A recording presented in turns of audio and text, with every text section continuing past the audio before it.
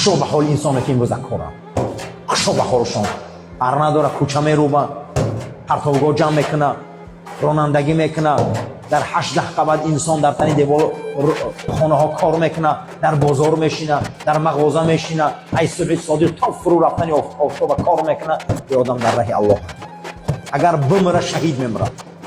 қасам ба худо ҳамин инсонҳо ба пои ба тоҳорат мемиранд, ино шаҳиданд. ин ҳадис саҳиҳ аст.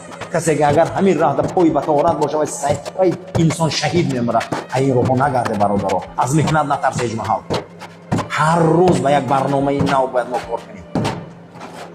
яке аз психологҳои олами мақсади масиҳият навиштааст ки одам ба кор бепара намеояд.